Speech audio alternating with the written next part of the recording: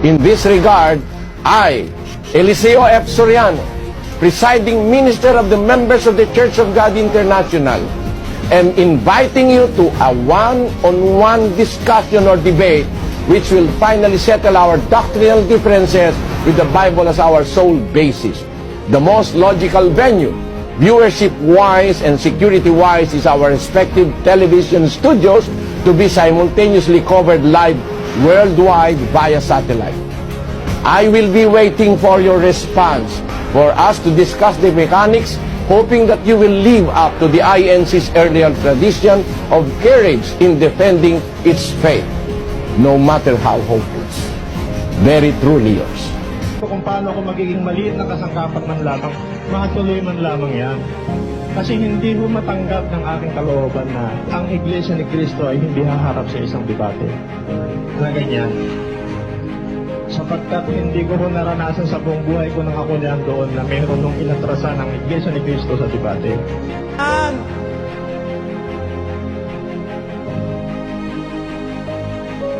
Napakabastos naman ito eh. Yan ba tinuro ni Manalo sa'yo? Hindi ka makapagparaan sa kapwa mo tao?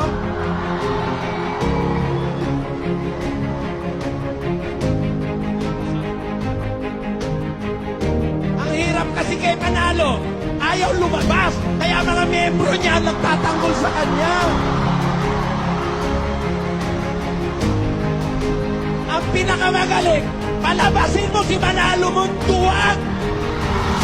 Palabasin mo. Manalo mismo! Sige! Sige! Manalo! Lumabas ka sa lungga mo! Harapin mo ang panig na ito sa telebisyon! Harapin mo!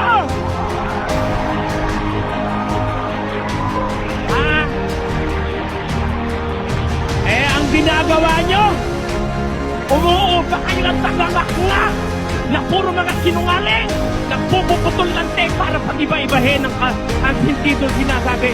Kung talagang lalaki kayo, lumabas ka Manalo, hinahamon kita, patutunayan ko.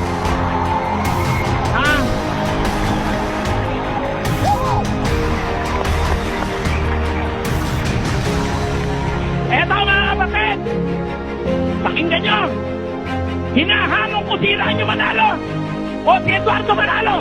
Patunayan niya ang iglesia ni Manalo, iglesia ni Cristo, tinatak ng tatay niya, totoo.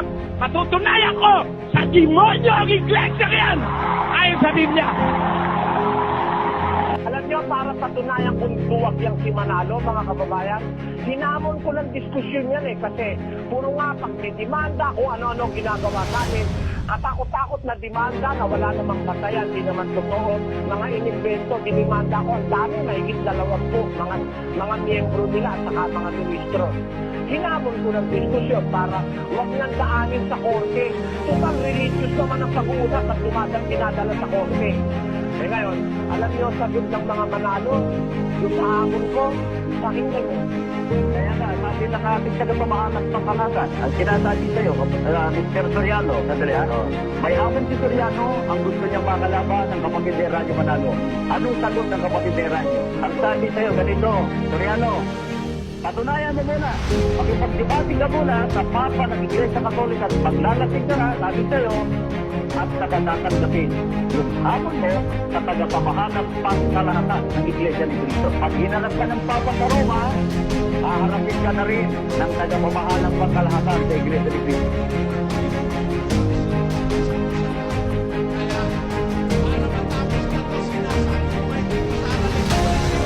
Manalo, lumabas ka na! Patunayan mo relihiyon mo! Lumabas ka!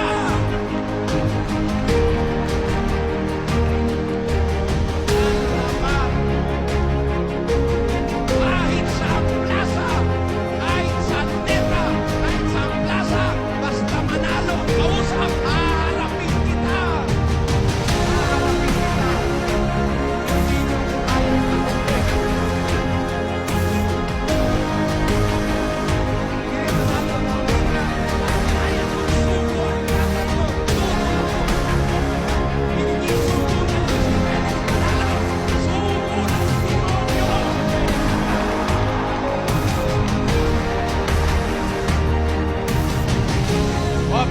niyo akong kagalitan.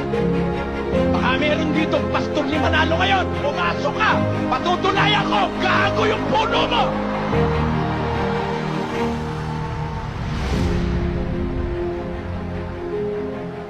Sino ang paniniwalaan niyo, mga kababayan?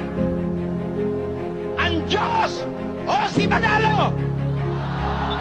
Sumpain ang maniniwala kay Eranio Manalo at sa kanyang lahi!